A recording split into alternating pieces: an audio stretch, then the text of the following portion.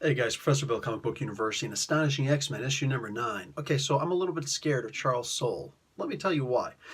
What happens in this comic book is, first off, you get a really beautiful scene with Warren as Archangel going out to try and protect Betsy, Psylocke, and I'm digging that. Like he's like, let me shelter you, and he shelters her with the wings, and the art is great in this, dude. The art is fantastic in this, but I wish that the artist would have been, I don't know, maybe just been allowed to just take an extra moment, an extra panel to really show that. You know what I'm saying? Like I feel like that's a missed opportunity there, but especially in this title where Charles Soule is really telling the story of these characters. Like this isn't an overarching story which is like, grandiose in his plans. Well, I don't even care about that because we're so into how these characters actually are. Like this is a fan telling us a story about our favorite characters as opposed to just making a good comic book with an awesome arc and things like that.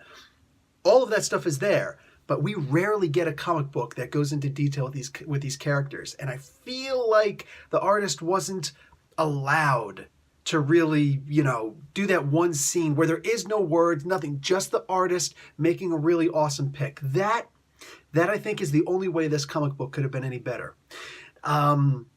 So X is like, hey man, you know what I'm saying? I'm gonna try and fix this. I'm gonna try. No, it's not working. Help! And what happens? Wolverine goes forward. He's like, metal, baby. That's the way it works. And I got the coolest metal in the world right here. Well, the hardest at least. Vibranium is the coolest. But he goes forward. He's just black, stabs him. He's like, yeah. Like. Here's something. I also kind of wish that it would have said, like, he doesn't smell the same. So like Wolverine's got a good sense of smell. He doesn't smell the same. Tell me something. Why? And then just going into, hey, what's up with this? Why? Or who is he? Is he actually a different person, or is he Professor X in Phantom X's body? And everybody's like, oh yeah, he's Professor X in Phantom X's body. So Wolverine's smart, dude. He's like, okay, well, he had pain nullifiers and he had a healing factor, so it'll be okay if I do this. And he stabs him. He stabs him full on, like goes right through his shoulder and everything. Just stabs him. Something that would have probably killed a regular person. Shink, or snicked in this case. Wow, just like drops him. And he's like, no, I'm not really in Phantom X's body. I used that body to create a new body. I don't have a healing factor or the pain receptors. And it's like, oh crap. Because like they have two of the exact same scenes, and the only difference between the scenes is in the second one, as they're standing over top of X's body. Wolverine goes like, oops. You just killed me. So Proteus escapes and he goes to some place in Scotland, some city, and he makes this big wall around. There's like Vikings on top of the freaking wall. Yeah, I don't remember being a bunch of Vikings and walls and stuff. I don't remember that. But anyway, that's sick, dude. So the guy's like, Proteus is like, okay, all of you villagers, anything that you want, you simply have to ask for it, wish for it, and then you get it. And X is like, oh no, we can't let that happen. It's like, oh, dude, are you okay? Are you back up again already? He's like, no, I'll be fine. You'll be fine. You just got stabbed. You just got eviscerated, dude. So, impaled at least. So he's like, yeah, the worst thing you could possibly do is give somebody what they want. So you see the one dude, he's like, yeah, you know what I want? I want your girl, which means I need you gone. So the dude just like blows up. Oh my God, no, you did not. This is supposed to be your best friend, you jerk, because you're jealous he's got a hot girl. Oh my God. Anyway, well, she's not going to want you now. So that's a funny thing. People are stupid. Let's be realistic. People are stupid. If anybody can have what they want, and you just killed this guy for this girl, you think this girl's going to say, oh, well, cool, lucky you, because I want you. No, I want you dead. I want you dead. Well, I want a burrito on your nose. Anybody remember that? The Looney Tunes? Anyway, so what's sick about this is that there's just so many people being killed left and right, front and center, dude. Like, it's terrifying how many people are getting killed here.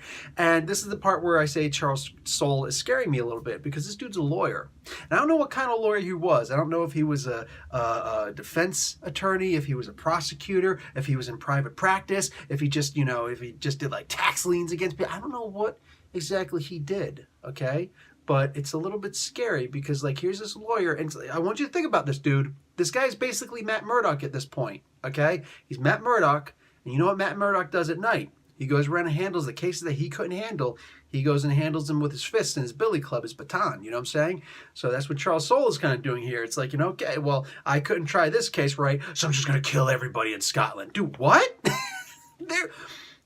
Charles Soule has no F's to give about life in this comic book.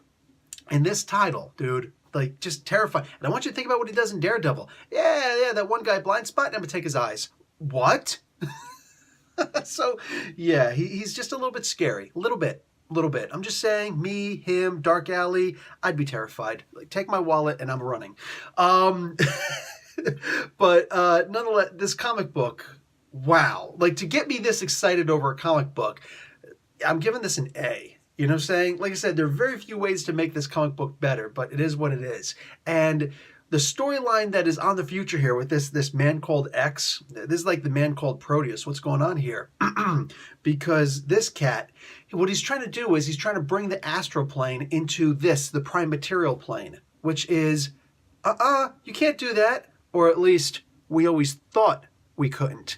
You see, that's something in Dungeons and Dragons. That's something in Marvel Universe. That's something in the DC Universe. That's something in every universe I've ever seen. The astral plane and the prime material plane are two planes of existence that simply cannot exist together. They work in symbiotic unison with each other, but they can never truly cross. It's not, oh, don't cross them. No, they can't cross. It's impossible for them to cross. But here, Charles Soule is like, okay, why?